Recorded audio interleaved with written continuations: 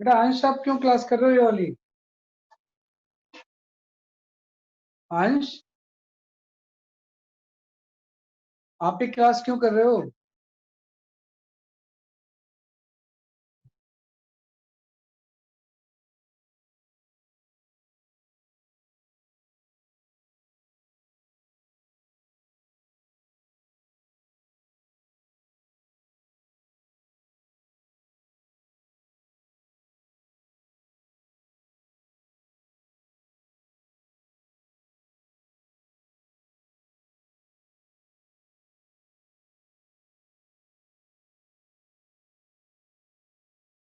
Sir 1 metre. हाँ, सही answer है ना। किस केस में जो एम्पलीट्यूड होगा उसकी वैल्यू कितनी आ जाएगी, इसलिए आपकी 1 है ना। ये तीनों क्वेश्चन अटेम्प्ट करना है। इसके बाद सेकंड पे ट्राई कर लो, फोर्थ पे ट्राई कर लो, फिर मैं सबको एक्सप्लेन कर। सेकंड दिख थर्ड नहीं रहा fourth sir. And third fourth अच्छा and fifth. Fourth fourth. Third fourth and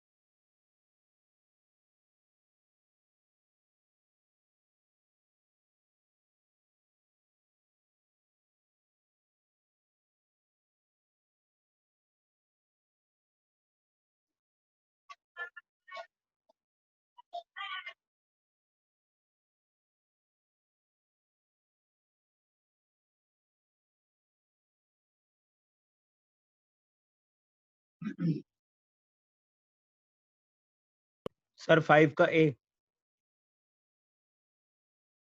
हाँ, 5 का ए सही है, फिफ्थ का ए सही है, फोर्थ का देख लो कितना रहा है।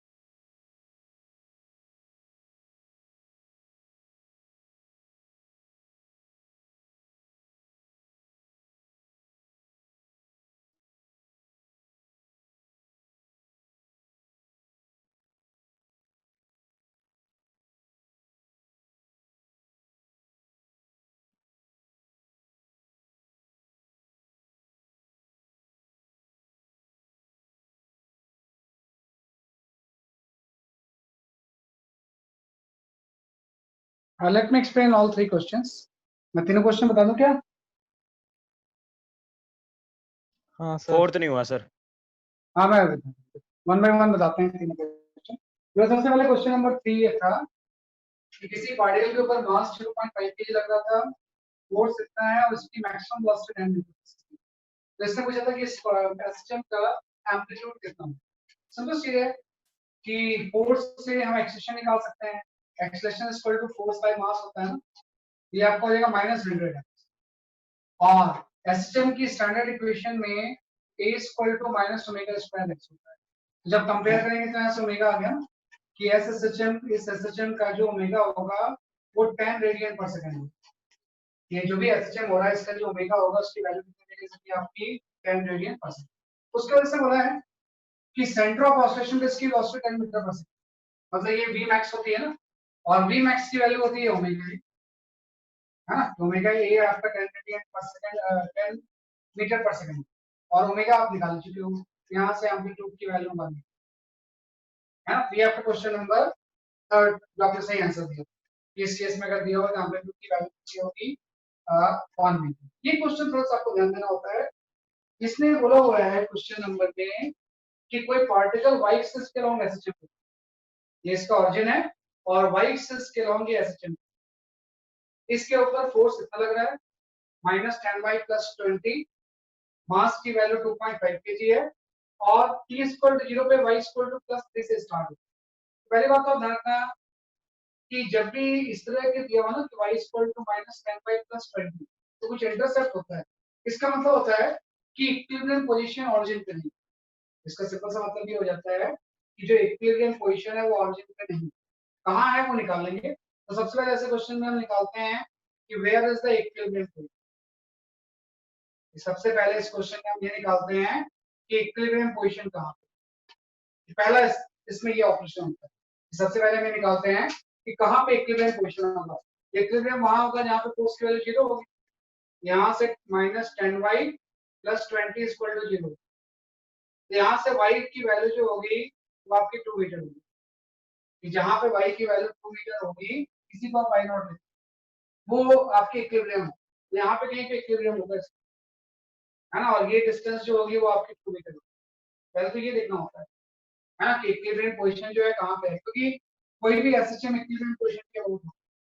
इसके बाद जब इक्विलिब्रियम पोजीशन ओरिजिन पे नहीं होती ना तो थोड़ा सा स्टैंडर्ड जो एसएचएम की इक्वेशन होती है उसको आप मॉडिफाई कर लेते हो। वैसे तो आप इस केस में अगर एसएचएम की इक्वेशन आप इन जनरल इस केस में अगर हम इक्वेशन ऑफ एसएचएम लिखते हैं तो हम यहाँ पे ऐसे लिख सकते हैं कि y = है ना a sin ओमेगा t + 5, ये तो हो जाएगा। लेकिन इक्विलिब्रियम पोजीशन को इनपुट करते हुए यहाँ पे y - y0 आए, तो y0 क्या हो जाएगा इसका इक्विलिब्रियम पोजीशन हो, जो कि ओरिजिन नहीं है। अगर ओरिजिन होगा तो जीरो हो जाएगा, सिंपल इक्वेशन आ जाएगी। तो जब भी इक्विलिब्रियम पोजीशन ओरिजिन पे नहीं होती है तो एक -y0 का फैक्टर आएगा। तो यहाँ से y0 को आपने निकाल लिया। अब आपको निकालना है एम्पलीट्यूड। अब एम्पलीट्यूड के लिए आपको ध्यान दो कि एम्पलीट्यूड इक्विलिब्रियम पोजीशन से मैक्सिमम डिस्टेंस होती है। तो इसने बोला है कि t = 0 पे रेस्ट से यहाँ से स्टार्ट हो और ये जो डिस्टेंस है ये 3 मीटर है। ये डिस्टेंस कितनी हो सकी है आपकी 3 मीटर। तो आप बता दो एम्पलीट्यूड 1 मीटर तो हो गया। ये इक्विलिब्रियम पोजीशन है और ये मैक्सिमम एक्सट्रीम है, इसका वहीं से तो स्टार्ट हो रहा है। तो एक एक्सट्रीम से इक्विलिब्रियम की जो डिस्टेंस होती है उसी को हम बोलते हैं एम्पलीट्यूड। ये जो बीच का गैप होगा ये गैप ही इसका क्या हो जाएगा कि आपका एम्पलीट्यूड। यहाँ से एम्पलीट्यूड आ गया। इस केस में अगर हम देखें तो दो चीजें आ गई आपकी, y - y0 की वैल्यू आ गई जैसे कि आपकी 2, एम्पलीट्यूड 1 आ गई साइन। अब हम इसके ओमेगा निकाल लेंगे। ओमेगा निकालना भी एकदम आसान है। एक्सप्रेशन निकाल लो फोर्स बाय मास से। तो मास आपको 2.5 kg दिया हुआ है, यहाँ से आपका आ गया है ना -4y + 8 आपका, है ना। और आपको क्या है ये जो y का कोएफिशिएंट होता है ये ओमेगा स्क्वायर होता है। तो यहाँ से ओमेगा की वैल्यू 2 आ गई। इसका जो ओमेगा होगा एंगुलर फ्रीक्वेंसी वो आपकी 2 रेडियन पर सेकंड है ना। यहाँ से आपका एक 2 रेडियन पर सेकंड से 2 kg आ गई +5। अब इनिशियल फेज निकालना है ना कि भाई इस फॉर्म में आपने y0 इक्विलिब्रियम पोजीशन निकाल दी, एम्पलीट्यूड आ गया ओमेगा 2t आ गया। अब फाई निकालना, तो फाई शो करता है कि t इक्वल टू 0 पे पार्टिकल कहाँ पे, फाई इस चीज को शो करता है कि t इक्वल टू 0 पे पार्टिकल की पोजीशन कहाँ पे है। तो आप बता दो, इसने बोला है t इक्वल टू 0 है ना, y जो है वो +3, तो आप पुट कर दो कि t इक्वल टू 0 पे ये 3 हो गया, टाइम आप यहाँ पे 0 पुट कर दो तो sin फाई आ जाएगा ना, तो यहाँ से sin फाई की वैल्यू आना मींस फाई की वैल्यू जो हो जाएगी वो π/2 हो जाएगी। तो इसका इनिशियल फेज जो होगा वो π/2 हो जाएगा। इस इनिशियल फेज को आप वापस यहाँ पुट करो, इस इनिशियल फेज को यहाँ पे पुट कर देंगे तो आपकी कंप्लीट इक्वेशन ये 2 + cos 2 है ना, ये आपका इसका आंसर आ गया कि जिस सिस्टम को रिप्रेजेंट करता है उसकी इक्वेशन क्या होगी, जितनी आपकी है, राइट। तो सिंपल सा आपने 2 को इधर ले गए और फाई की वैल्यू वापस जो आपने निकाली थी उसको इक्वेशन में सेट किया। तो जब भी इक्वेशन निकालना है इसका मतलब आपका एम्पलीट्यूड निकालना है, ओमेगा निकालना है, इनिशियल फेज उसके हिसाब से हम इसको सॉल्व। ये आपका क्वेश्चन नंबर हो गया, जो आपका क्वेश्चन नंबर इसमें 4 था, है ना, 4th क्वेश्चन था। This was the question number 4, है ना, ये क्वेश्चन नंबर 4 था आपका ये, है ना। तो ये आपका क्वेश्चन नंबर आ गया बेसिकली आपका जो इसमें 4 दिया हुआ है।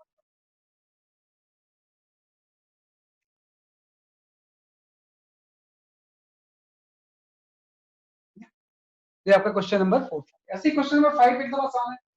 क्वेश्चन नंबर 5 अगर हम डिस्कस करें तो ये बार बार आपसे पूछा जाता है ये क्वेश्चन जो है ना, कि कई बार आपसे पूछा जाता है इस केस में कि कोई इस तरह से है, कोई यहाँ पे कोई पिस्टन इस तरह से है और इसके ऊपर कोई ब्लॉक रखा हुआ और ये ऑसिलेट कर रहा है ना, तो जब ऑसिलेट कर रहा है तो इसने बोला है कि मैक्सिमम एम्पलीट्यूड कितना होना चाहिए ताकि ये सेपरेट नहीं, है ना। तो आपको लगा कि जब भी कोई चीज सिस्टम परफॉर्म करती है ना तो एक्सट्रीम पोजीशन पे इसका एक्सेलेरेशन मैक्सिमम होता है और एक्सेलेरेशन हमेशा टुवर्ड्स द मीन पोजीशन होता है और मैक्सिमम एक्सेलेरेशन की वैल्यू जो होती है ओमेगा स्क्वायर है ना, कि सिस्टम के एक्सट्रीम पोजीशन में मैक्सिमम एक्सेलेरेशन की वैल्यू क्या होती है, जैसे आपकी ओमेगा स्क्वायर होती है। तो कंडीशन ये होगी ना कि for not to separate, for not to separate, कि अगर ये इससे सेपरेट नहीं हो रहा है then omega square a should be less than or equal to gi।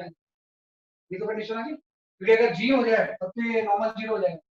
Condition हो गई कि जो भी एसएचएम की मैक्सिमम एक्सप्रेशन होगी omega square a that should be less than और इक्वल टू क्या होगा, इससे आपकी g। तो यहां से a की वैल्यू आ गई, a should be less then g bye omega square हो जाएगा, है ना। और इसका टाइम पीरियड आपको 2 सेकंड दिया हुआ, तो टाइम पीरियड अगर 2 सेकंड है तो 2 बाय ओमेगा ही तो होता है।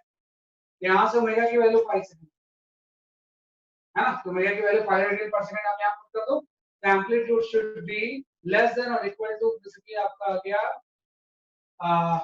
10 बाई 5, है ना। और ये अप्रोक्सीमेटली जो होता है कि 1 के इक्वल, तो एक्सप्रेशन की जो मैक्सिमम वैल्यू होगी वो आपकी 1 होगी, 1 मीटर, है ना। क्या करेगा कि इस तरह से इस कंडीशन को हम इसमें क्या कर देंगे, अप्लाई कर देंगे, ठीक है।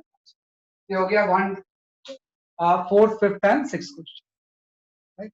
तो इसका 2 का आपने आंसर दिया था, बीच वाला मैंने आपको बता दिया। नेक्स्ट क्वेश्चन लिख लो आप इसमें।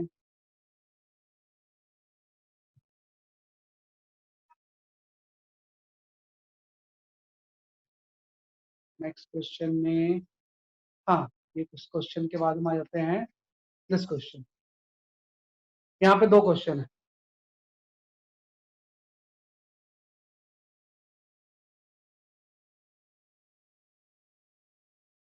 Question number 6 and 7।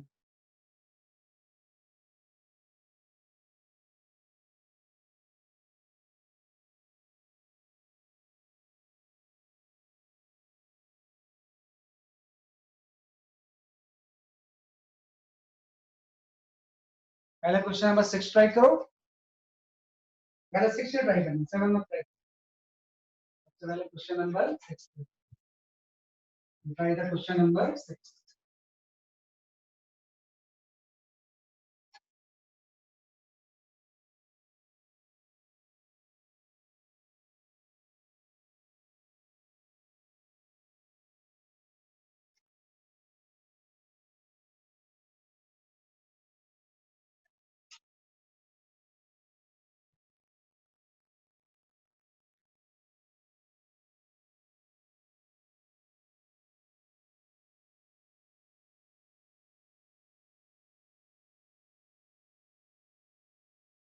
Sir A block का मास क्या है? ये ब्लॉक का मास दिया नहीं हुआ है, मास m ले लो, सेम मास है ना, दोनों मास जो है वो सेम है, ठीक है सर। दोनों मास सेम ले लो।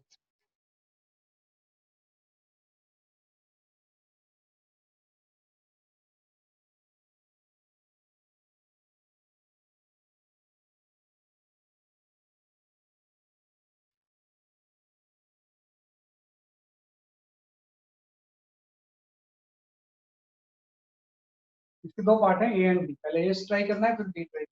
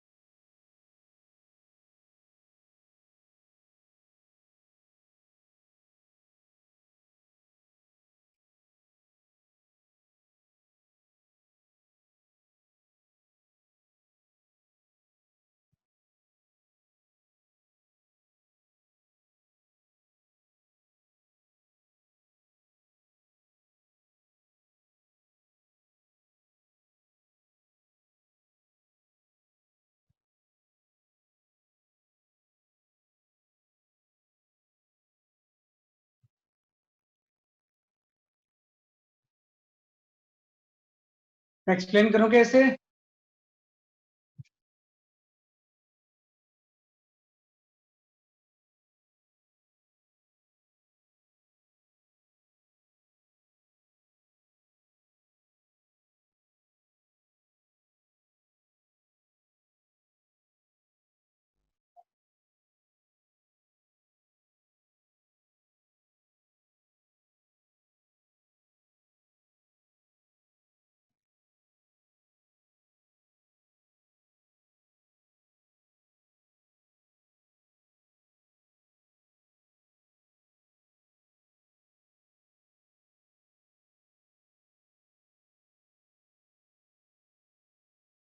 सर ए बाय रूट 2 है क्या?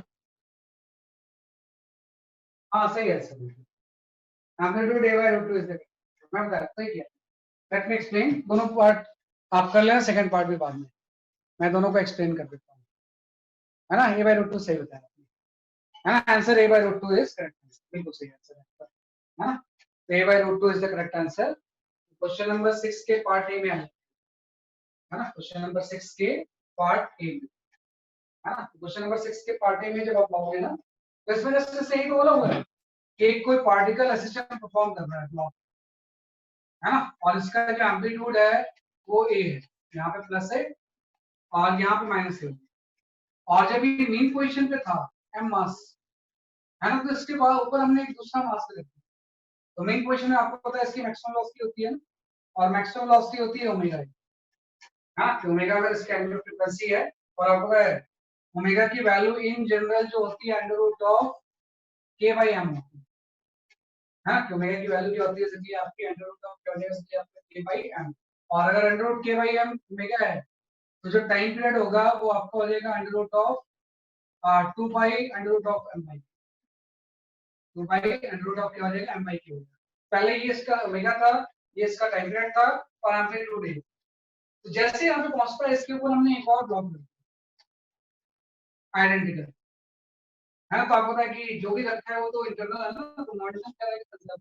और जैसे हमने रखा, अब इसकी ओमेगा भी चेंज हो गई और एम्पलीट्यूड भी चेंज हो गई, लेकिन अभी भी है भी तो मीन पोजीशन है, जो भी वेलोसिटी होगी मैक्सिमम, पहले मैक्सिमम ओमेगा दी थी, अब इसकी इमीडिएट चेंज होकर ओमेगा डैश इनटू 8, है ना। तो आपको पता है कि मोमेंटम अगर कंजर्व होगा, तो पहले मोमेंटम इसका था एम ओमेगा ए, और अब मोमेंटम जो हो जाएगा वो आपका हो जाएगा 2m into omega dash into momentum conservation आपने लगा, क्योंकि सारा प्रोसेस जनरल है इसलिए सिस्टम मोमेंटम क्या रहेगा, कंजर्व।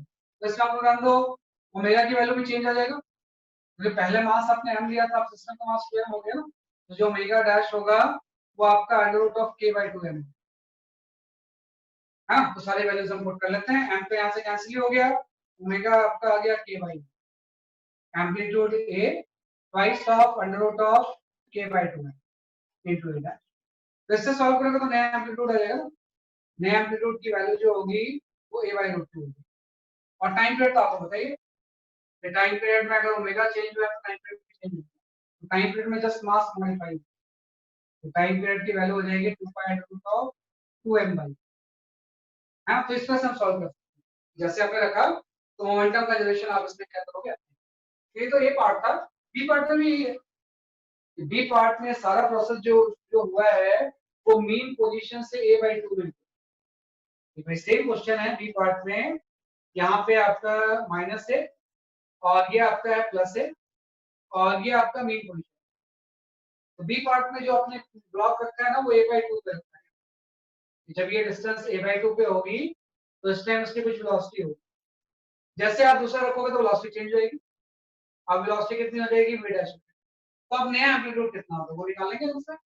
भाई मोमेंटम अभी तो कंजर्व होगा, पहले मोमेंटम था m इंटू वी, अब आपका हो जाएगा 2m इंटू वी, और v का फॉर्मूला हम जानते हैं कि भाई ये डिस्टेंस अगर a बाई 2 है तो v इक्वल टू जो होता है वो होता है omega under root of a square minus x square, हाँ, कि v की वैल्यू जो निकालोगे आप इससे निकालोगे omega under root of a square minus क्या हो जाएगा आपका x स्क्वायर, इससे हम कैलकुलेट करेंगे, यहाँ से m आ गया आपका, ये चीज ओमेगा आ गई, है ना, जो कि अंडर रूट ऑफ क्या हो जाएगा इसलिए आपकी k बाई m, है ना, और under root of a square minus x square, a square minus a by 2 का होल स्क्वायर, x की जगह पे आ गया ना।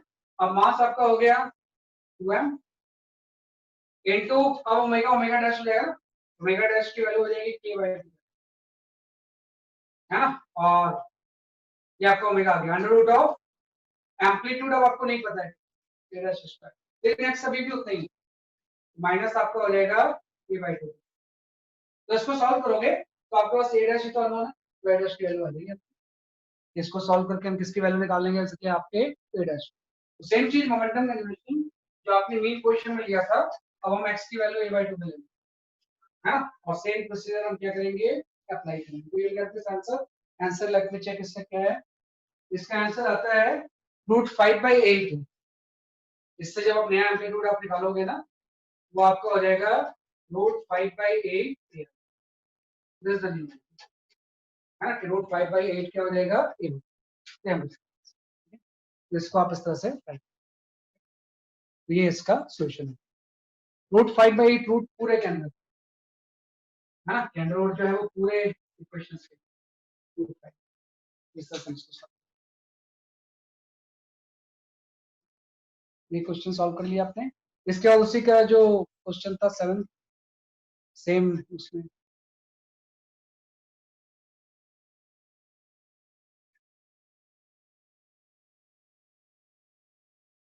हाँ ये वाला, इसका 7 क्वेश्चन सॉल्व।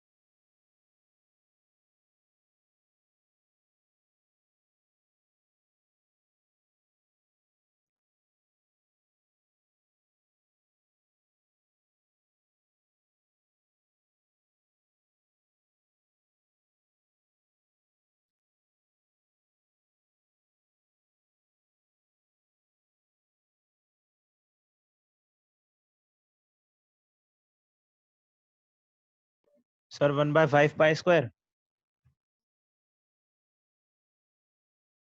पाई स्क्वायर की वैल्यू 10 पुट कर दो। पाई स्क्वायर पर अप्रोक्सीमेटली वैल्यू 10 होती है ना। तो सर 1/50 आ रहा है 0.02। हाँ सही है, 2 सेंटीमीटर सही आपका आंसर है ना, सही आंसर था आपने। 2 centimetre will be the amplitude,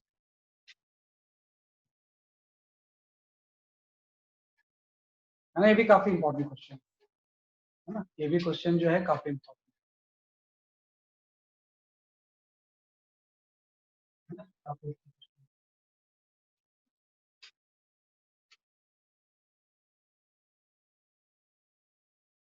सही बात है ना। बिल्कुल सही बताया, इसका एम्पलीट्यूड जो होगा वो 2 सेंटीमीटर बनेगा। इसका जो एम्पलीट्यूड होगा that will be the 2 centimetre.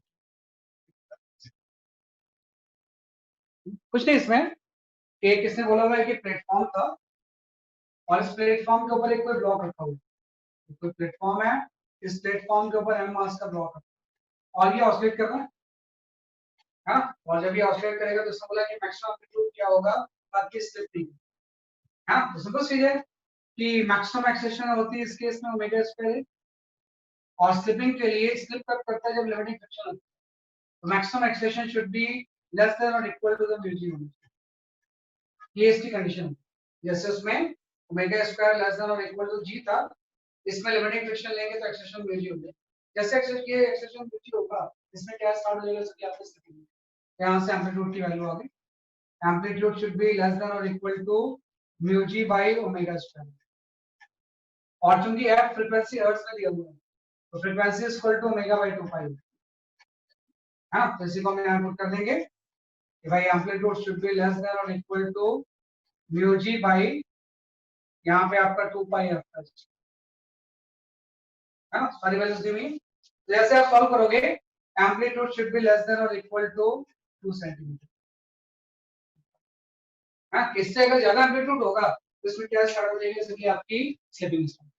तो इस तरह से हम इसको स्लिपिंग विल स्टार्ट। ये आपको हो गया 7 क्वेश्चन सही होता है। इसके बाद हम आते हैं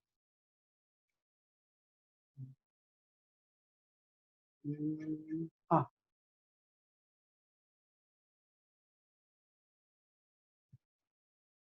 एक ही क्वेश्चन कर लिया।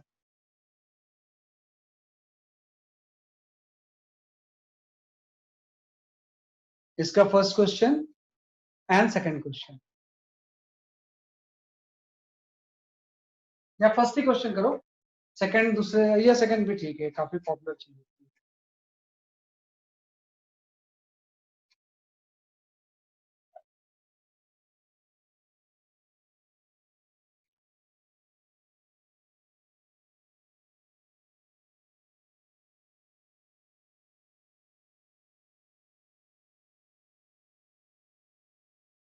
ए कॉस ओमेगा टी है, वहां पे स्क्वायर लगा हुआ है ना ओमेगा टी,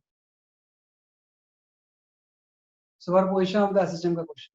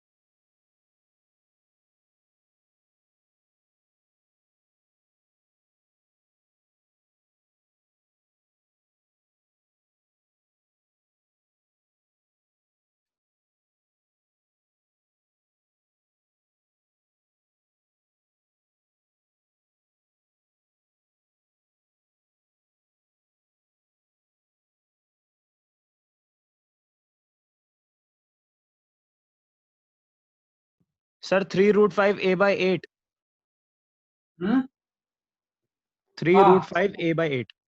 बिल्कुल सही आंसर, बिल्कुल सही आंसर बताया, है ना, सही बताया आपने, 3√5 a/8। जस्ट हम इसको इस तरह से कर सकते हैं, सुपरपोजिशन ऑफ द एसएचएम का क्वेश्चन है ना, it is the question of the superposition of the SHM.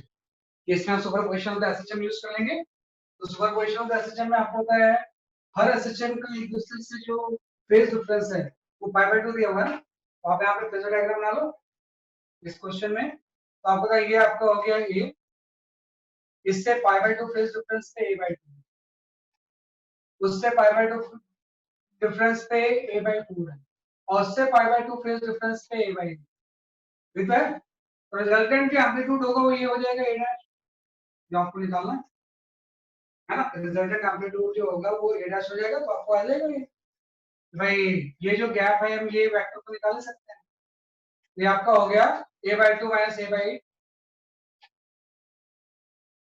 है ना, और ये भी आपको पता होगा कितना होगा, ये आपका हो जाएगा a माइनस a/8, है ना। तो जो a डैश होगा इन दोनों का रिजल्टेंट हो जाएगा, ये जो a होगा इन दोनों का क्या हो जाएगा, ये आपका रिजल्टेंट हो जाएगा, राइट। तो ये आपका आ जाएगा कि a डैश की जो वैल्यू होगी वो हो जाएगी under of 3a/8 whole square plus आपका यहाँ पे 7a/8 का होल स्क्वायर, है ना। तो ये आपका a डैश की वैल्यू होगी, और ये जो होगा रिजल्टेंट सिस्टम का फेज है ना, रिजल्टेंट सिस्टम का यहाँ पे हम क्या निकाल लेंगे, सर आपका फेज निकाल, राइट। ये रिजल्टेंट सिस्टम का a माइनस 4 ये a माइनस क्या है, इसलिए आपका ये a माइनस 4, ये 3a/4 है, ये कितना आ जाएगा, इसलिए आपका 3a/4, राइट। और ये जो डेल्टा होगा tan डेल्टा आपका परपेंडिकुलर बाय बेसिस हो जाएगा, तो 3a/8 डिवाइडेड बाय 3a/4, ये आपका हाफ आ गया। तो डेल्टा की जो वैल्यू होगी वो tan इनवर्स हाफ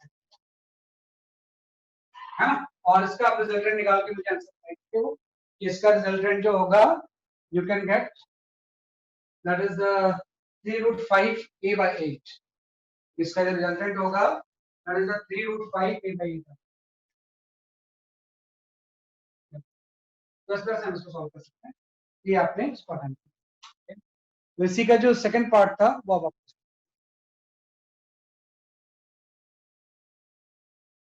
इसी का सेकंड पार्ट हम क्या करेंगे,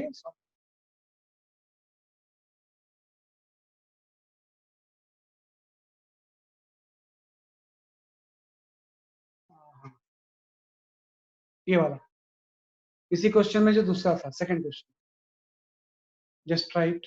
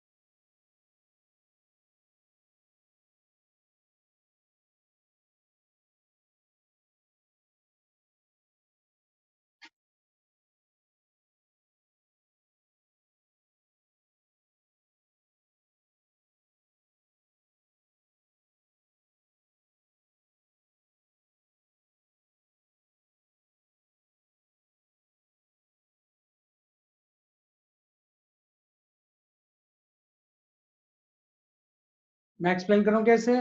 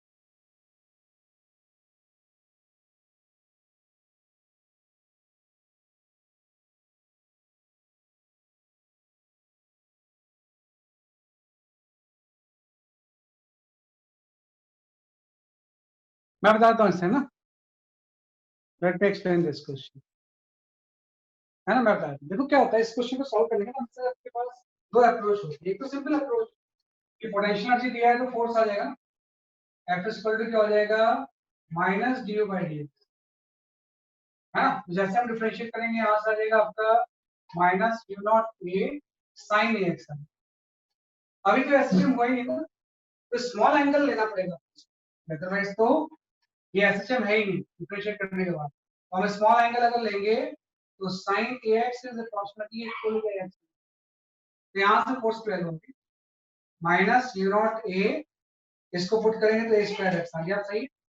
इसके बाद हम एक्सप्रेशन निकालेंगे, एक्सप्रेशन इक्वल टू हो जाएगा फोर्स बाय मास, ये आपका हो जाएगा minus u naught A square by m into x। तो ये जो पूरा टर्म होगा ये ओमेगा स्क्वायर हो जाएगा, ये जो पूरा टर्म होगा क्या हो जाएगा सर, आपका ओमेगा स्क्वायर, यहाँ टाइम पीरियड की वैल्यू होगी, that is the 2 pi under root of m by u naught into h।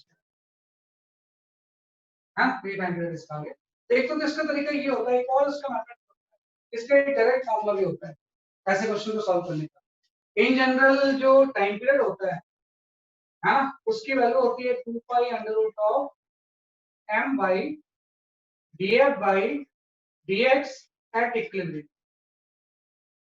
ये इसका डायरेक्ट फार्मूला है ना, कि टाइम पीरियड की वैल्यू क्या होती है 2 पाई, किसी भी केस में टाइम पीरियड तो 2 पाई होता है, m by df by dx at equilibrium. कि जो आपने यहाँ पे फोर्स निकाला है ये वाला, इसको एक बार और डिफरेंशिएट कर, तो फोर्स को हम क्या करेंगे जैसे कि आपको एक बार और डिफरेंशिएट कर देंगे, तो यहाँ से df बाय dx, तो df बाय dx की वैल्यू आपकी आ जाएगी u not a square cos ax, है ना। और इसकी वैल्यू पे माइनस प्लस लेंगे नहीं क्योंकि मॉड लेना आपने, तो सब माइनस प्लस करके, और इसकी पोजीशन कब लेनी है, इक्विलिब्रियम में, और इक्विलिब्रियम पोजीशन आपको पता है वहां होगी जहां पे force 0।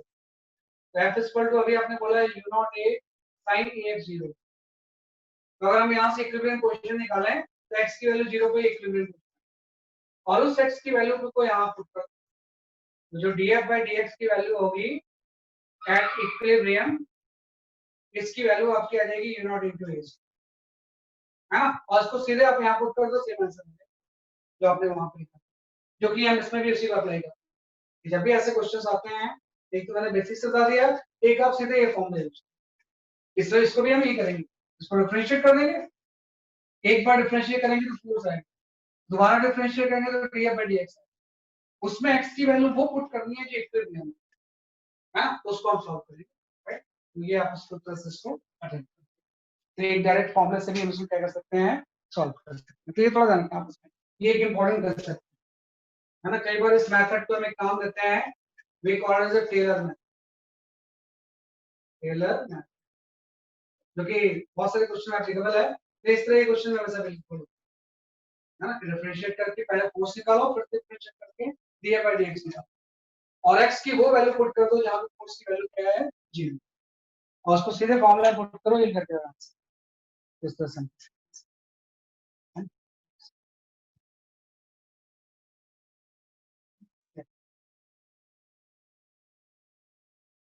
Now the next question.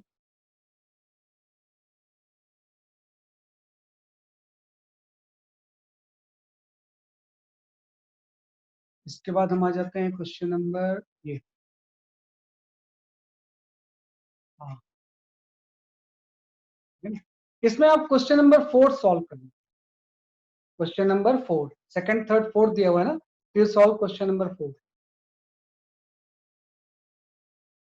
Second and third मत करना, question number 4 solve.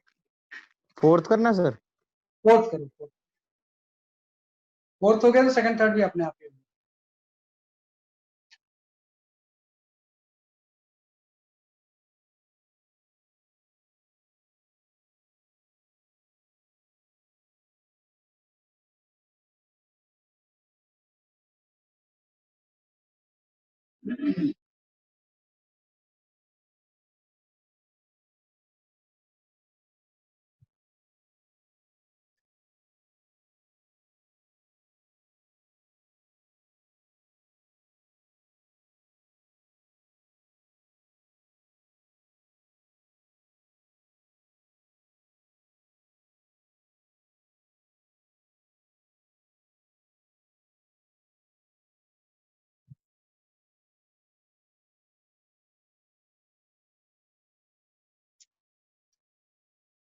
a √3/2 sir? ये रूट √3/2। नहीं, थोड़ा सा गलत कर रहे हो, इसमें डिस्टेंस पूछा हुआ है, ध्यान रखना। रूट का आंसर ये तो नहीं आ रहा।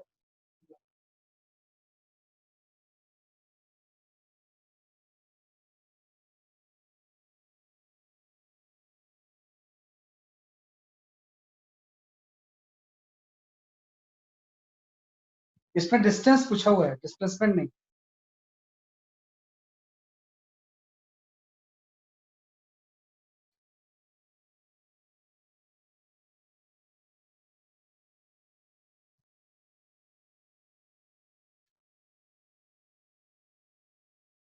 सर a √3 - 1/2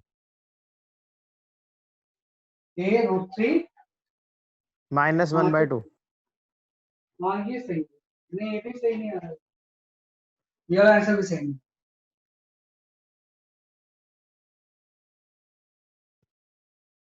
नहीं, ये आंसर भी सही नहीं।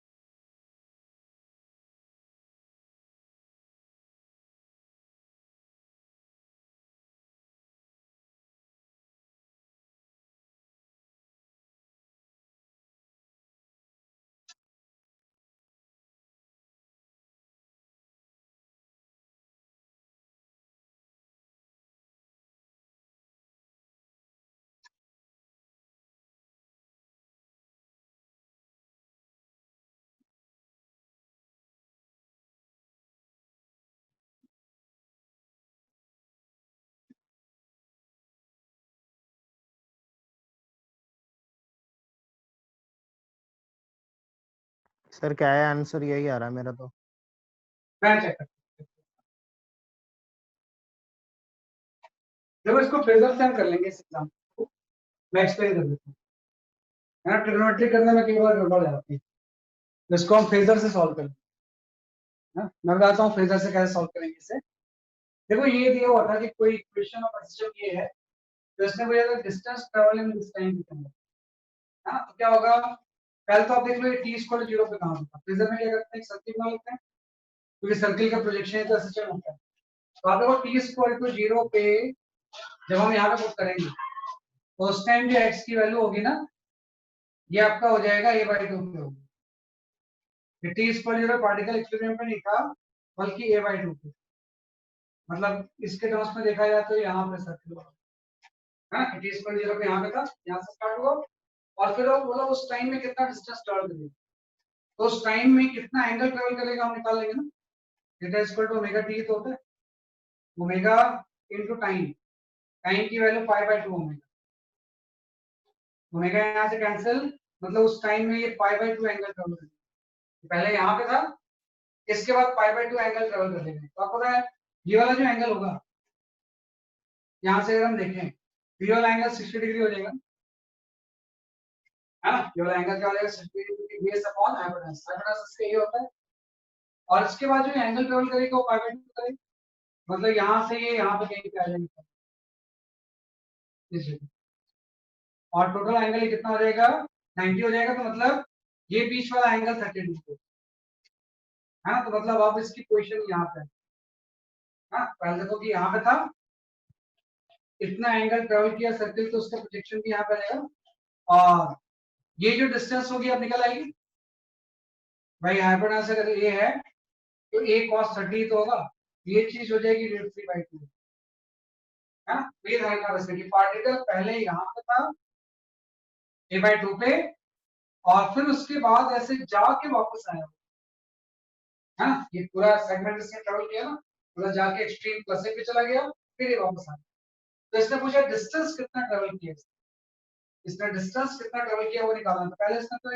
इसने ये a/2 तो किया ही, तो डिस्टेंस में पहले आपका a/2 आ जाएगा, प्लस ये वाला भी तो किया इसने, तो ये वाला डिस्टेंस हो जाएगी वैसे कि आपकी a माइनस √3/2, है ना, अगर डिस्प्लेसमेंट बोलता तब तो ये आंसर होता बीच वाला क्या, लेकिन डिस्टेंस पूछ रहा है ना, पहले इधर a/2 दिया होगा, फिर बीच में वापस आया, a/2 प्लस ये डिस्टेंस, तो इसको आप सॉल्व कर लो, यहाँ से आपका a/2 बाहर आ जाएगा, और ये आपका हो जाएगा 3 - 2, दिस द फैक्ट, ये इसने डिस्टेंस क्या किया वैसे कि आपका ट्रैवल, तो डिस्टेंस ट्रैवल हम ऐसे निकालते हैं, तो उसके लिए जस्ट हम फेजर यूज करते हैं, फेजर यूज करके हम इसको क्या कर सकते हैं सॉल्व कर सकते हैं, तो इसको डिस्प्लेसमेंट इसका जो होता वो बीच का गैप आ जाता है, दैट इज द a/2 √3 - 1, वो डिस्प्लेसमेंट होता है, डिस्टेंस नहीं, डिस्टेंस जो मैंने ये बताया है वो इस, नेक्स्ट क्वेश्चन देखते हैं।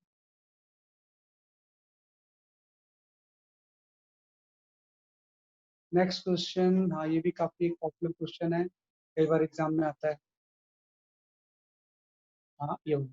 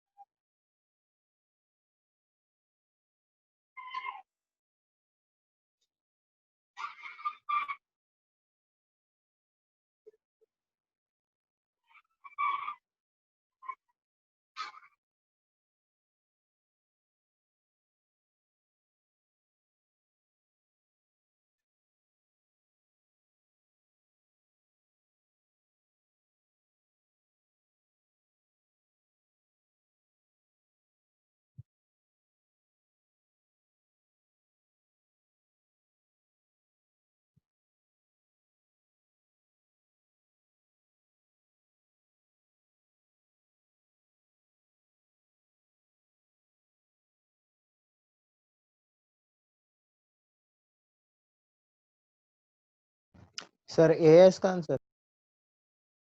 हाँ सही answer, a is the correct answer, 2 pi root of l by g cos alpha, सही है ना, ये आंसर सही है, ये आंसर जो होगा वो सही है, आंसर सही, इसका आंसर जो होगा वो ठीक है,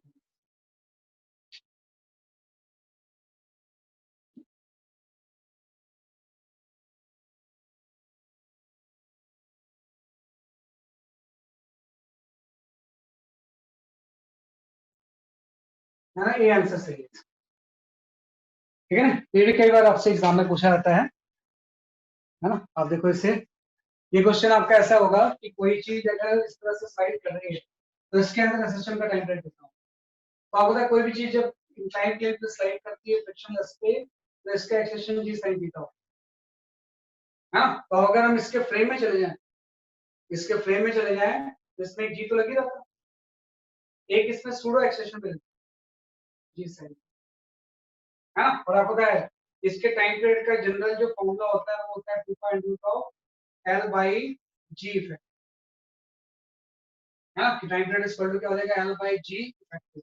जी इफेक्टिव आप निकालो, तो आपको पता है टोटल जी इफेक्टिव इन दोनों का रिजल्टेंट ही तो होगा। यहाँ पे ये वाला एंगल हम थीटा लेते हैं, ये वाला हो जाएगा जैसे आपका जी cos थीटा, और आगे हो जाएगा जी साइन। इसके फ्रेम में हम चलेंगे तो जी साइन का तो दोनों कैंसिल हो जाएंगे, जी cos थीटा तो जी इफेक्टिव बच गया। यहाँ से जो जी इफेक्टिव होगा वो g cos theta, time period की वैल्यू होगी 2 pi root of l by g cos theta, है ना। ये क्या हो जाएगा जैसे आपका जी इफेक्टिव है।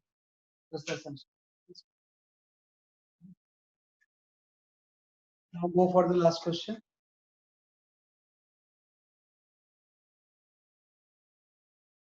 And ये भी काफी पॉपुलर क्वेश्चन है, एग्जाम में आते हैं इसलिए बता रहा हूँ, अदरवाइज तो आसानी है। इसमें सेकंड क्वेश्चन सॉल्व कर लो, question number second.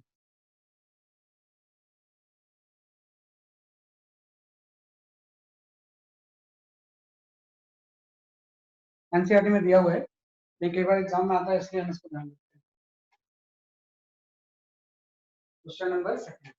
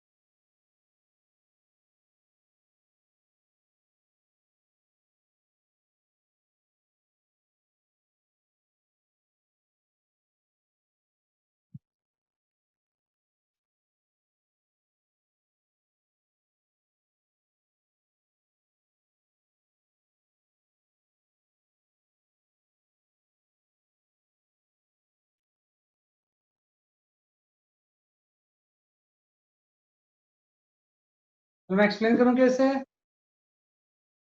Yes sir. हाँ बता, वैसे तो 11th में किया होगा आपने, काफी पॉपुलर क्वेश्चन है ये, है ना। मैं एक्सप्लेन करता हूँ इसे। देखो क्या है कि इसने बोला कि हम पहले ये लेवल जो था ना मंथली का, वो यहाँ तक था। फिर आपने यहाँ पे कोई सेक्शन पॉप लगाया जिससे रेक्टिफाइड करके इसको स्लाइटली ऊपर उठा, यहाँ से ऊपर नीचे आ जाएगा। ये डिस्टेंस अगर कोई एक्स है तो एक्स से यहाँ पे नीचे भी आ गया ना, और उसके बाद आपने सेक्शन पॉप बढ़ा, ये पूरी चीज इस तरह से ऑसिलेट करेगी। तो इसने बोला इसका टाइम पीरियड कितना हो। तो ऑसिलेशन में यही तो ध्यान रखते हैं कि रिस्टोरिंग फोर्स किसकी वजह से है। तो रिस्टोरिंग फोर्स आपको पता है इस केस में प्रेशर डिफरेंस की वजह से माइनस ऑफ डेल्टा पी, इन दोनों लेवल के बीच का प्रेशर डिफरेंस कितना है। तो प्रेशर डिफरेंस आपको पता है यहाँ एटमॉस्फेरिक है, यहाँ एटमॉस्फेरिक है, ये जो प्रेशर डिफरेंस इसकी वजह से क्रिएट होगा, तो ये आपका रो जी एच हो जाएगा, है ना। तो प्रेशर डिफरेंस इनटू एरिया भी लेना पड़ेगा आपको उसके लिए। तो प्रेशर डिफरेंस हो जाएगा रो जी इनटू 2x इनटू एरिया। तो ये आपका रिस्टोरिंग फोर्स है जिस फोर्स की वजह से वापस आएगी। और इसके बाद आपको रिस्टोरिंग फोर्स के बाद हम निकाल लेते हैं एक्सप्रेशन। तो एक्सप्रेशन इज इक्वल टू हो जाएगा रिस्टोरिंग फोर्स बाय मास। तो रिस्टोरिंग फोर्स तो हम जानते हैं minus rho g h into area by mass. Mass आपको पता है इस पूरे लिक्विड का मास। तो इसका मतलब ये कॉलम की लेंथ है, तो इसका मास जो होगा रो एल इनटू एरिया हो जाएगा। एल इनटू एरिया पूरे का वॉल्यूम हो गया इनटू ये आ गया। तो अब से बहुत सारे टर्म्स कैंसिल हो गए, रो कैंसिल हो गया, ए कैंसिल हो गया, है ना। और यहाँ से एक्सप्रेशन की वैल्यू जस्ट है minus 2g by L into x. Expression की वैल्यू क्या आ गई minus 2g by L into x. तो ये जो पूरा टर्म होगा ये पूरा टर्म ओमेगा स्क्वायर होगा। तो इससे हम टाइम पीरियड निकालेंगे। टाइम पीरियड की वैल्यू हो जाएगी 2 pi under root of l by 2। तो इसका ऑब्जर्वेशन का ये time, right. Sir length of liquid column निकालने का भी कोई तरीका होता है क्या या दी होती है? दी होती है क्वेश्चन में, जो लेंथ ऑफ ठीक द है, लिक्विड होगा वो क्वेश्चन में आपको दिया, या कुछ वॉल्यूम दिया होगा, ये जो लिक्विड टोटल है उसका वॉल्यूम कितना है। अगर वॉल्यूम दिया होगा तो volume is equal to air हो जाएगा। हाँ हाँ हाँ तो उसको हम लेंथ आपको दिया होगा जी। तो दैट्स ऑल फॉर टुडे। कल क्लास कितने बजे स्टार्ट करें हम? सर कल बायो की है 2-2। बायो की कितने बजे तक है आपकी? ये शायद इसी एक मिनट देख के बताता हूँ। देखिए सर 2 बजे तक है। अच्छा 2 बजे तक है। कितने बजे जी से? सर। सर एक 10 to 12 है, फिर 12 to 2 है, नहीं फिर zoology और botany। कल तो नहीं होगा। चलो फिर मैं बाद में मैसेज करके पूछूंगा। ठीक है फिर सर। मेरी मैसेज करके पूछूंगा। बाकी जो टाइम टेबल में आएगा वो तो क्लास करेंगे ही हम। अगर कोई एक्स्ट्रा की जरूरत पड़ती है तो आप मैसेज कर लेना। बाकी जो टाइम टेबल में आ रहा है वो एज इट इज क्लास।